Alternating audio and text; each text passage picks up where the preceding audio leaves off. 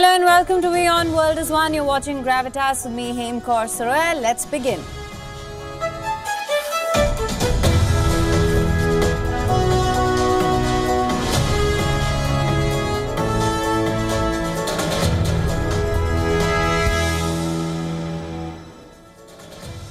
On Gravitas tonight, all is not well between China and Pakistan. It appears China is growing tired of Pakistan. What happened? We'll tell you in a few minutes. We told you about Netanyahu's futile war yesterday. His handling of the war in Gaza and inability to bring back hostages, it's only sparked more anger and disappointment. He now faces the heat from both from outside and within his country. We will tell you all about it on the show. Also on Gravitas Snapshot tonight, we will tell you about the outgoing Dutch Prime Minister who is now all set to take up a new role as the NATO chief. Who is Mark Rutte? Stay tuned to find out. Turbulence continues for the airspace giant Boeing, from faulty planes to leaky spacecrafts. Boeing just can't seem to catch a breath. We'll bring you that story in a few minutes as well. And domestic Russian vodka is witnessing a sudden surge in popularity. What led to this sudden love for homegrown brands? We'll tell you all about it on the show tonight.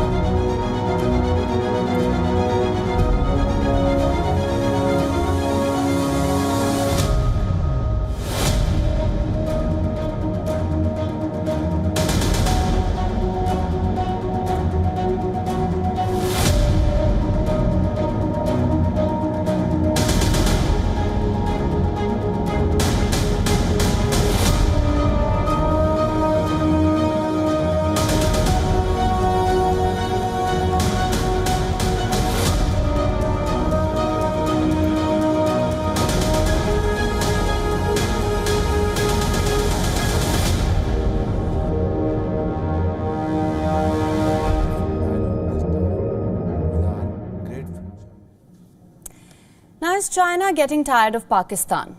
Today, a very important message has come from China. During an event in Islamabad, China's Minister of International Department, Liu Jianchao, said that business environment cannot improve without security. Hear this for yourself. We need to improve security and the business environment. Security threats are the main hazards disturbing CPEC cooperation. As people often say, confidence is more precious than gold. In case of Pakistan, the primary factor shaking the confidence of Chinese investors is the security situation. Without security, the business environment cannot really improve, which may in turn undermine the development in the long run. Now, what do you think the Chinese minister is referring to? What could possibly be disturbing the cooperation between the all-weather allies? Let me tell you. It's the threat to Chinese interests in Pakistan, specifically CPEC. To us, it sounds like China is sending a strong message to Islamabad: fix your house or else. Allow me to explain how we reached that conclusion. Recently, Pakistan Prime Minister Shehbaz Sharif concluded a visit to China, his first visit since taking office in March. Accompanied by a 79-member-strong delegation, the Pakistan Prime Minister met with Chinese President Xi Jinping in a bid to secure more big-ticket Chinese infrastructure and energy deals. But it turned out to be a damn squib. Sharif was forced to return nearly empty-handed as Beijing poured cold water on Islamabad's hopes for another round of major investments, especially through a revival of CPEC. Before his trip, Pakistani officials claimed that an upgraded version of the CPEC agreement would be formally launched in Beijing. In fact, they even pushed Pakistan's annual budget by 2 days to wait for Sharif's China visit to be over. Islamabad was hoping for a renewed push for investments. It was hoping for a new plan to repay the debt it owes China. Alas, Islamabad's dream did not materialize. Reports say that the Chinese response was lukewarm. The joint statement revealed that Pakistan managed to make some gains, but here's the kicker. There was only a vague mention of an upgraded economic cooperation deal. Now this is big. It's because this is a departure from tradition for Pakistan and China. You see, for Pakistan, China is the cornerstone of its foreign policy. Let's just look at the previous joint statements as well. In 2018 and 2022, the joint statements described ties with Pakistan as China's highest priority in its foreign policy. But in 2023, the joint statement, China-Pakistan relations for China are described as just a priority in its foreign relations. Same in the 2024 joint statement. Did you notice the difference? Do you see what's changed? The word highest is missing. Pakistan has gone from being the highest priority to just a priority. This raises some important questions.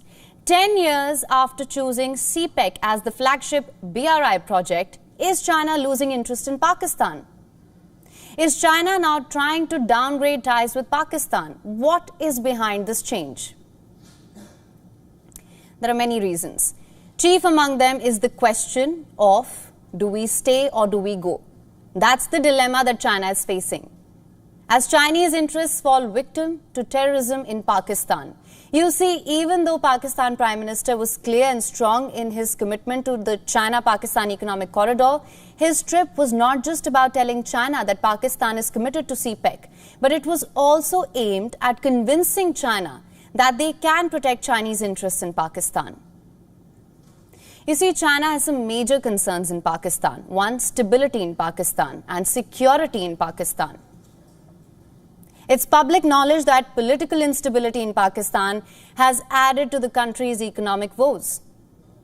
It is also public knowledge that inside Pakistan, the security situation is deteriorating, to put it mildly. Chinese citizens are increasingly being targeted.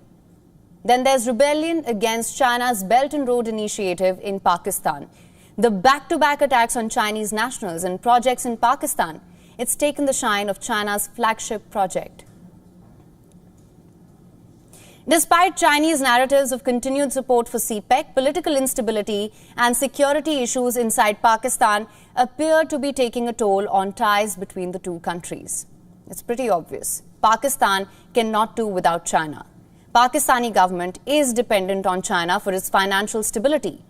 But even a decade after it was started, there's nothing to show for the $64 billion spent on CPEC projects. Now take the example of Gwadar Port. A major project under the CPEC is the Gwadar Port. They hoped the port would connect the China-Pakistan economic corridor to the global shipping network. Investors thought Gwadar would become the next Dubai. The China-Pakistan Investment Corporation will tell you that the port is successful. But here's the truth. It's an empty port site. 2 decades on, Gwadar performs worse than other new ports. The CPEC has faced several hurdles in Pakistan. But the biggest challenge it faces is the safety of Chinese nationals working in Pakistan, with violence against them increasing in the last few years. No wonder then that the other big change that was seen in the 2024 joint statement was an emphasis on security. The 2024 joint statement between Pakistan and China had a special mention of the suicide attack on Chinese engineers working on the Dasu Dam project. What does this tell us? It tells us that China is concerned with Pakistan's security provisions for Chinese people inside Pakistan. Chinese officials want Pakistan not only to hunt down perpetrators but also severely punish them for their crimes. To allay Chinese fears, Pakistan for the first time sacked security officials and police officers in charge of security after the 2024 Bisham attack, in which 5 Chinese engineers were killed. Reports suggest that China has been pressuring Islamabad to carry out large-scale military operations against militants. But As is the case with the puppet government, a large-scale military operation against terrorism is facing resistance. When the two leaders met earlier this month, she reportedly shared China's concerns with Sharif. She said he hopes Pakistan would continue to create a safe, stable and predictable business environment and earnestly guarantee the safety of Chinese personnel, projects and institutions in Pakistan.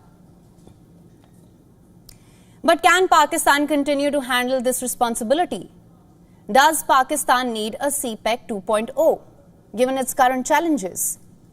With Pakistan's debt crisis hindering its growth, is it wise to take up new and costly projects? China knows this is a risky gamble. Still, it has assured some investments. But they will be strictly business with no special favors for Pakistan. After all, Beijing no longer views Pakistan as high on priority.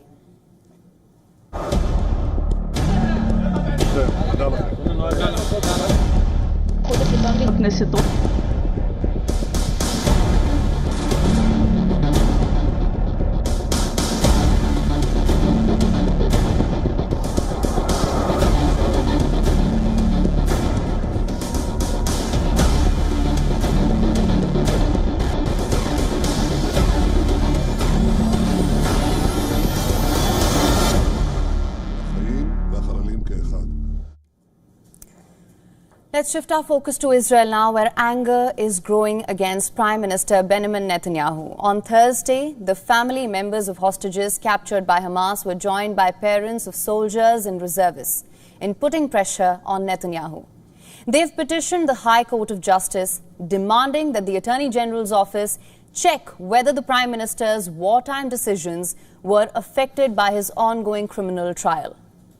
The petitioners, who were represented by Advocate Daphna Holz-Lechner, wrote that they had sent a letter on the 8th of May inquiring about whether Netanyahu's conflict of interest agreement, which he signed in 2020, applied to his decision-making in the war. The petitioners said that they had not received an answer and demanded that the High Court direct the attorney to answer immediately. The 8th of May letter to the Attorney General was based on a High Court ruling days prior. The ruling turned down a petition similar to the current one, but noted that if the Attorney General believed that there was a conflict of interest between the Prime Minister running the war and his criminal trial, she would need to update the agreement accordingly. What is their case?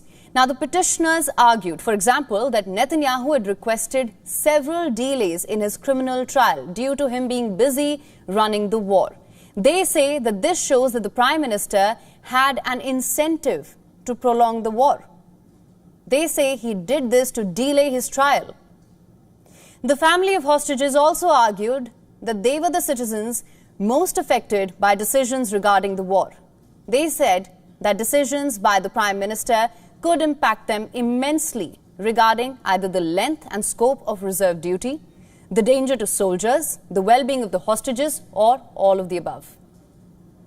Now, according to a report on Thursday, United States officials estimate that as few as 50 hostages in Gaza are still alive. The assessment, based on a combination of Israeli and American intelligence, put the number of deceased hostages at 66. This is a far higher number than Israel has publicly confirmed. It confirms the worst fears of family members who say that time is running out for their loved ones after nearly 9 months in Hamas's captivity. Meanwhile, the Israeli Defense Forces have confirmed the deaths of 41 hostages still in captivity based on intelligence and findings obtained by their troops in Gaza.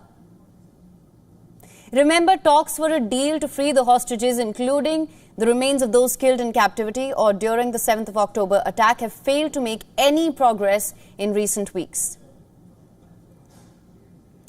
Hamas is still insisting on a permanent halt to fighting in Gaza, a condition rejected by Netanyahu, who says that for him, the war can only end with the defeat of Hamas. What's more, there are also concerns that the rescue mission by Israel this month may have negatively affected the remaining hostages. Hamas may have tightened up their security.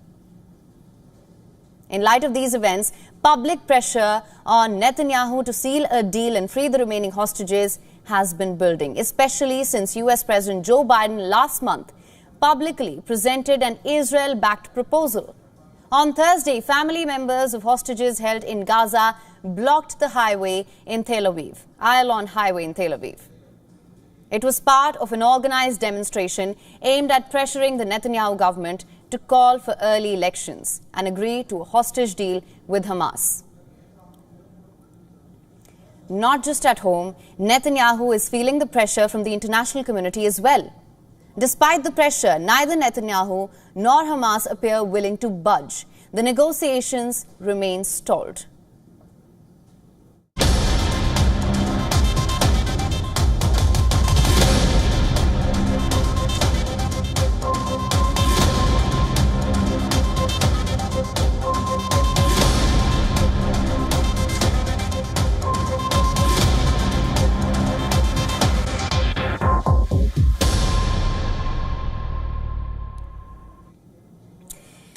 And there's a rebellion in the Vatican. A former Catholic Church diplomat and critic of Pope Francis has said that the Vatican is putting him on trial for denying the pontiff's legitimacy. 83-year-old Archbishop Carlo Maria Vigano, who was the Vatican's ambassador to the United States from 2011 to 2016, said that he is being summoned and tried for schism. In posts in several languages on X, Vigano said that the dicastery for the doctrine of the faith, which is a department in charge of the religious discipline of the Catholic Church, had set out accusations of quote-unquote having committed the crime of schism. What does it mean? It is defined as a formal division from a church. There's more. Vigano says he also is being charged with having denied the legitimacy of Pope Francis, of having broken communion with him, and of having rejected the Second Vatican Council in the 1960s, which set the Church on a modernizing path. The retired Italian Archbishop said he was facing an extrajudicial penal trial, referring to a fast-track mechanism used by the Church. Launching into a lengthy criticism of the Pope, he said, and I'm quoting here, "I regard these accusations against me as an honor."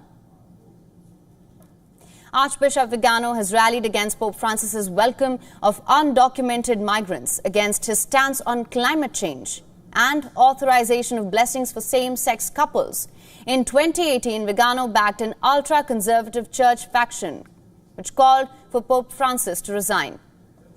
He accused him of having ignored sexual assault allegations against a then-top American Cardinal Theodore McCarrick, who was defrocked by Francis the following year. In 2020, he called for mass exorcism over the COVID-19 pandemic. He also opposed shutting down church services to prevent the spread of the virus. Then in January this year, Vigano said Pope Francis should be arrested over a controversy surrounding a book written by a cardinal about sexuality in 1998. He has also accused the pontiff of promoting his allies and said that the Catholics must question whether it is consistent with the profession of the Catholic faith to passively witness the systemic destruction of the Church by its leaders. Coming back to 2024, Vigano said he was informed of the accusations against him by the Vatican's doctrinal office, the dicastery for the doctrine of the faith. The Vatican document warned Vigano that he would be judged in his absence should he fail to appear or provide written defense submitted by the 28th of June. Possible punishments include removal from religious office or a ban on exercising the ministry. Vigano did not say whether he attended or was represented in the trial. According to Italian media, Vigano has been upset because he was never made a cardinal by former Pope Benedict, or because Francis blocked his further advancement in the Church.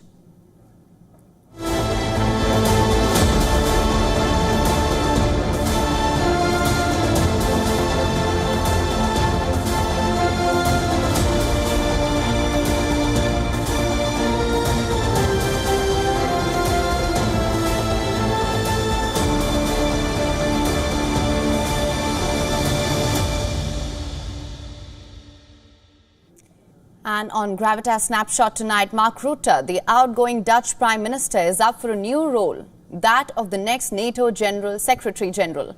He will be taking over the reins from the current Secretary General Jens Stoltenberg, whose term ends on the 1st of October. The only objection to Mark Rutte's candidacy came from Romania, which has now removed its objection and is set to withdraw its own candidate from the job.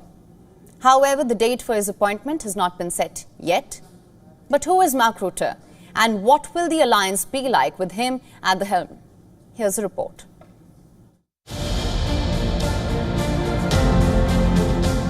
Dutch outgoing Prime Minister Mark Rutte is set to become the next chief of the North Atlantic Treaty Organization.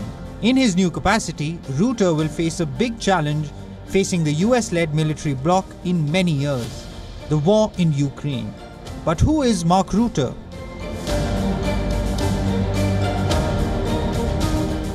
Born in February 1967, Rutte started his career at Unilever before entering politics in 2022. Rutte held various positions, including State Secretary for Higher Education and Science, before becoming the VVD leader in 2006.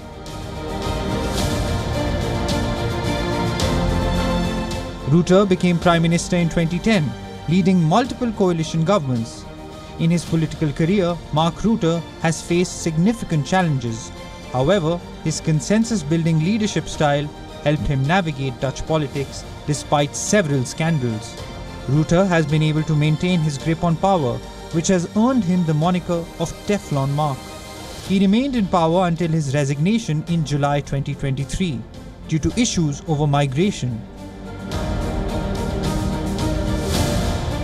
A vocal supporter of Ukraine, Rutte is a staunch critic of Russian President Vladimir Putin.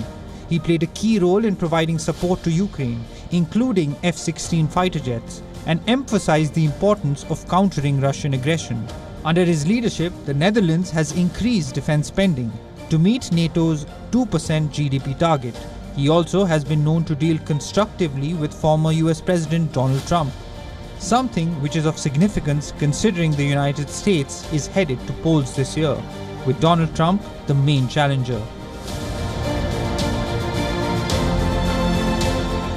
Rutte is expected to bring a tough stance against Russia, bolstering NATO's unity and support for Ukraine. Rutte will also need to prioritize NATO's upgrade in defense and security capabilities and ensure better cooperation on weapons procurement and plans for troop deployment. Of course, the results of the US elections are also likely to have a bearing on the alliance if Donald Trump comes to power. Something which the alliance under Rutte's leadership will have to navigate as well.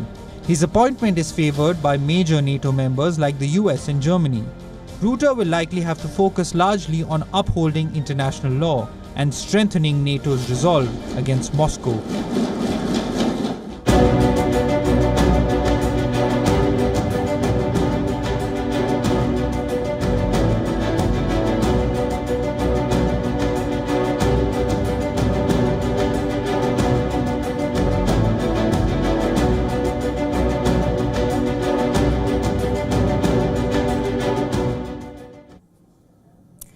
Let's shift our focus to UK now. Is this the end of Rishi Sunak?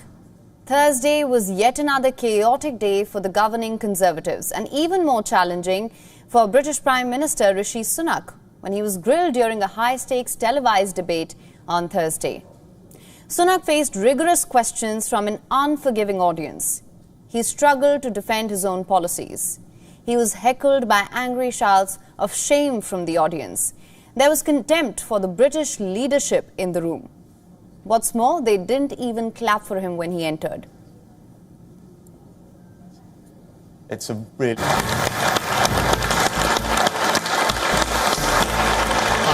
Thanks, nice to see you. Okay. Well, like you, I was incredibly angry to learn of these. Well, altogether, it did not paint a very pretty picture for the Tories as the UK heads to polls on the 4th of July. Here's what happened. The host read out the charge sheet of the latest scandal. It concerned allegations that people in Sunak's orbit are using their insider status to place bets on the election date.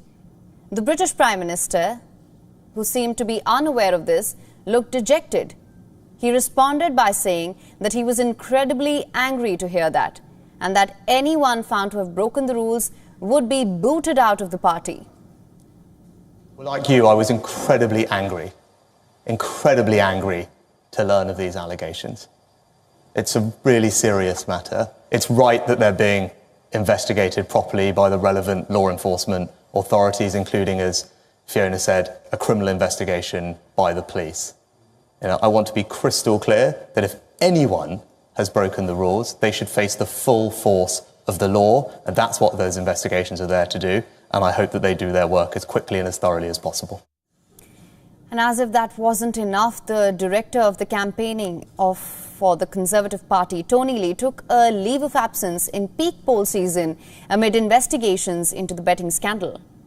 The allegations that a second Conservative candidate was being investigated and may have attempted to profit from their political knowledge of the timing of the election is only the latest setback in Sunak's efforts to stay in 10 Downing Street. But what I can tell you is if anyone is found to have broken the rules, not only should they face the full consequences of the law, I will make sure that they are booted out of the Conservative Party. Then during question time with the audience, Rishi Sunak was heckled with cries of shame after he vowed to leave the European Court of Human Rights if they tried to stop his Rwanda policy, as he branded the ECHR a foreign court. The audience shouted shame at the Prime Minister amid loud cheers. We do not need a foreign court to tell us how to police our borders and our security, right? And I believe that everything we're doing is in compliance with our international obligations. But if I'm put in a position where I'm forced to choose between those things, I'm going to put our country's national security first every single time, and I make absolutely no apology about that.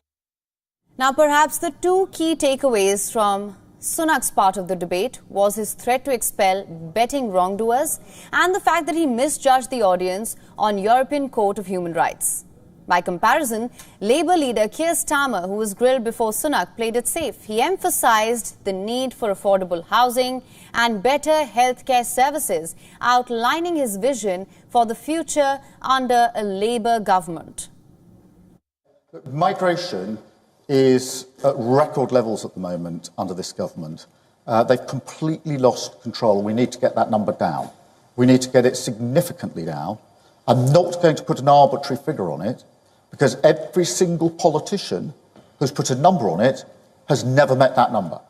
But we need to get it down. Now, polls indicate that Britain is on course to elect a centre-left Labour government led by Starmer. If that holds, it will put to end 14 years of rule by the Conservatives, with some polls suggesting Sunak's party could be heading to a historic defeat. Is this then the end of Rishi Sunak?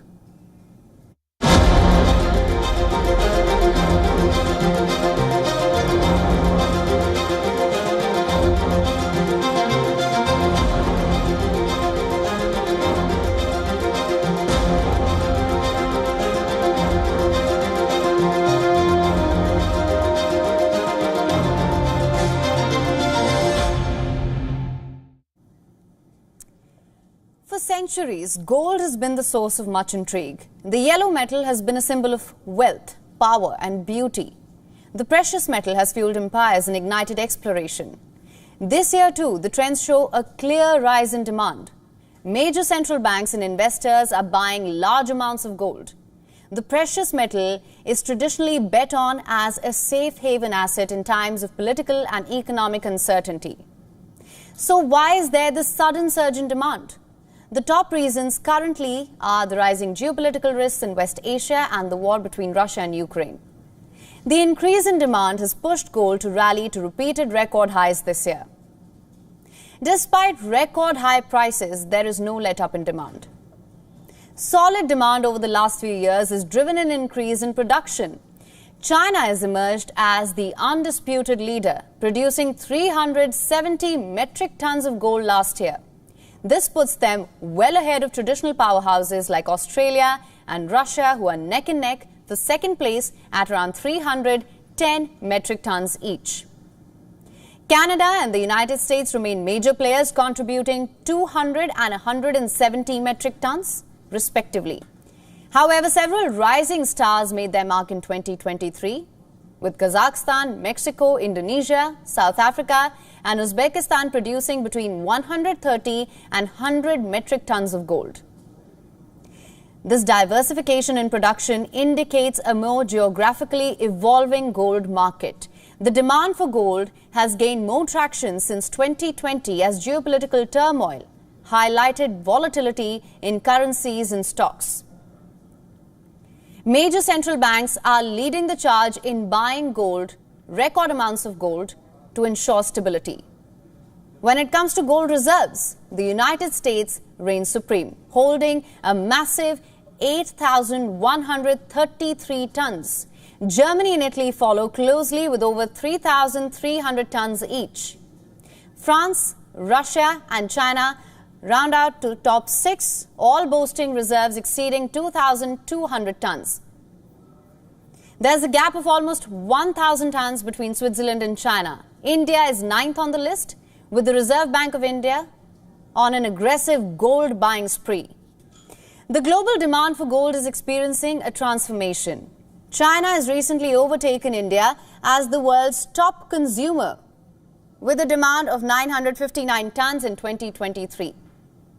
This surge is likely fueled by a combination of factors, including cultural affinity for gold, its role in investment portfolios, and a growing middle class. India continues to drive consumption despite not being in the top 10 gold-producing countries. Meanwhile, global gold production is expected to reach 124 million ounces by 2024, reflecting continued industry growth.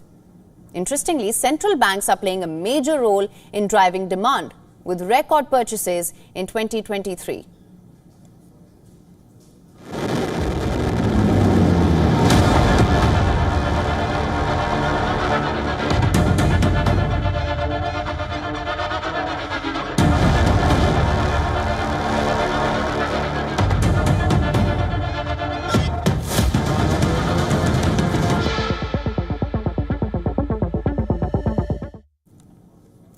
Now, it's been a turbulent time for American aerospace and defense firm Boeing. Boeing has been facing troubles with safety issues on the fleet of 737 series passenger planes. Forget planes. Even Boeing's spacecraft is facing engineering issues, battling gas leaks and multiple delays. The Boeing Starliner craft is still in space. The craft is scheduled to return to Earth sometime next week. So what's the big issue that's plaguing Boeing's spacecraft? Boeing's astronaut-carrying spacecraft Starliner is on its maiden test flight to space. On the 5th of June, Starliner mounted atop the Atlas V rocket and lifted off. It was carrying 2 American astronauts, Butch Wilmore and Sunita Williams. Their destination was the International Space Station, a football field-sized lab that circles 425 kilometers above the Earth. From the very beginning, Starliner had been facing troubles. At the time of the launch, there was a helium gas leak in the capsule. Despite that, the team went ahead with the launch with complete confidence that they could still make it very comfortably. Helium is commonly used in almost all spacefaring rockets. Helium, it's an inert gas which does not react with other chemicals and materials. Helium is also lightweight in nature, so huge quantities of helium can be compressed in small tanks. In most rockets, helium is used to pressurize the rocket's fuel tanks. Simply put, rocket fuels have to be fed to the engines at a certain pressure. By using helium gas, fuel can be consistently made to flow into the rocket engines. Through the course of Starliner's journey to the International Space Station, it faced a series of helium gas leaks. 5 of Starliner's 28 thrusters had failed. However, the leaks only delayed the primary mission by an hour, and the capsule docked with the International Space Station as planned. Helium leaks can affect the firing of small engines, which helps the Starliner capsule steer itself in space and adjust its position. Originally, the Starliner test mission was to last only 8 days. However, with the ongoing helium leaks and the related analysis, it could return only by the 26th of June. The helium leak issue sounds dangerous, but NASA and Boeing maintain that all is well. They say that the Starliner capsule contains 10 times more helium than it actually needs for its return mission. But spaceflight is never easy and nothing can be left to chance. In space, there's always a possibility of error. Spaceflight is the hardest engineering feat known to mankind. Irrespective of how much testing is done on Earth, there is always a risk. In space, under vacuum conditions, under extreme pressure variations and hostile environments, components and materials behave very differently than they do on Earth. For Boeing particularly, Starliner's safe return is extremely crucial. Starliner was meant to undertake its maiden flight by the year 2020 but suffered multiple delays owing to technical engineering issues. Even as Starliner flew to space, it faced a few leaks, which further damaged Boeing's faltering reputation caused by safety issues, as I mentioned earlier, in their 737 series of passenger planes. America intended to have 2 astronaut ferries to the space station. One is Boeing's Starliner, the other is SpaceX Crew Dragon. Mars Falcon 9 rocket started ferrying astronauts to space in 2020. The Falcon and Dragon combo, it's done multiple trips to the International Space Station and back.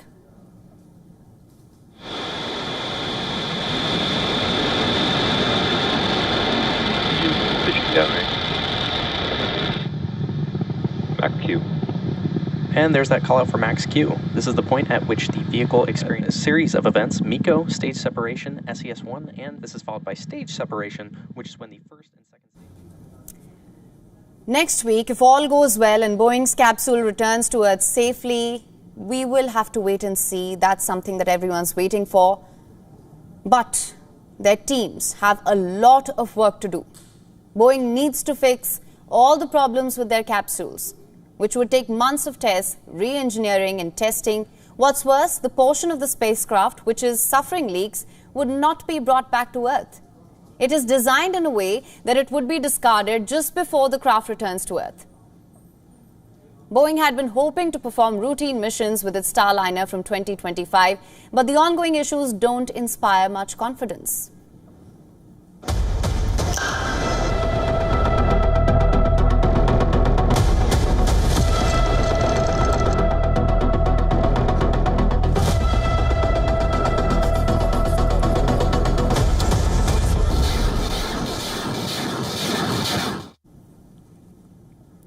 Moving on, the well-known Russian passion for drinking vodka is touching new heights. Statistics suggest that this year is the drunkest that Russia has been in a decade. Last year, people aged 15 and older bought 8 liters of pure alcohol per head. That's a rate not recorded since 2015. What's more, 60% of what Russians drink is hard alcohol like vodka and cognac. In the UK, that figure is less than 10%. Vodka maker Ladoga sold 40% more hard alcohol in the first 5 months of this year than the same period last year. Boozing definitely is on the rise in Russia. But what is fueling this rise? Ironically, the country where tippling is an art form is ruled by a president who is rarely seen taking more than a sip of champagne. Putin is also the man who started raising alcohol taxes a decade ago as part of efforts to reverse population decline. But in recent years, Putin's tax increases have not kept up with inflation or wartime economic growth. As workers are hired to make tanks and artillery shells for the Ukraine war effort, lower-class incomes are increasing. More drinkers are leaving the cheaper stuff like moonshine and turning to store-bought vodka. Also, as wages rise, vodka becomes even more affordable. A 0.7-litre bottle costs less than $6.32. Analysts say another reason for the rise is also due to psychological tension of the war in Ukraine. The growing disillusionment with the war in Ukraine has become a lethal motivation to drink. Reports say that after the invasion of Ukraine, even Kremlin officials have taken to the bottle, and some don't want to stop.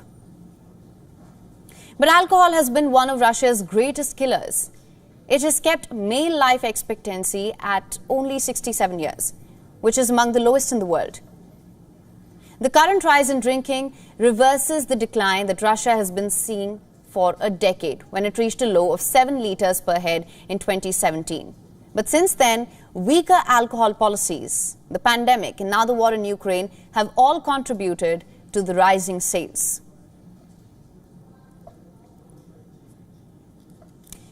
Always one step ahead of the fashion pack, Naomi Campbell is the first supermodel to get her solo exhibition at the V&A Museum in London.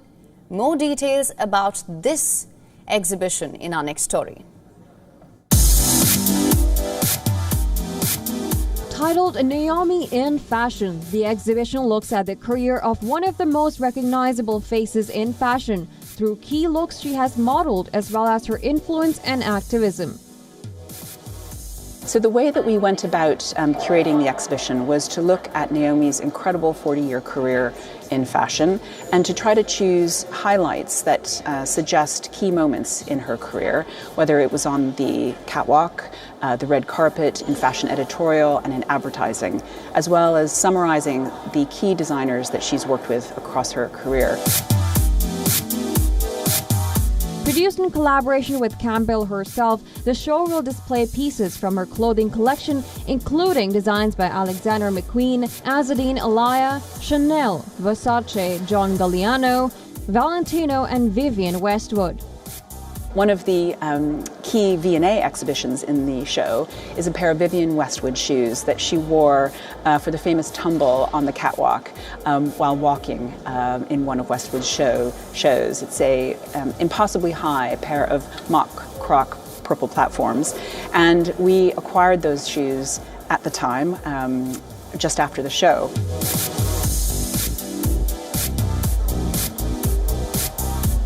But it works because instead of attempting to make too earnest a case, the exhibition is fun and quirky and does not take itself too seriously. With this exhibition, Campbell has now joined the likes of David Bowie, Frida Kahlo, and Kylie, who have also had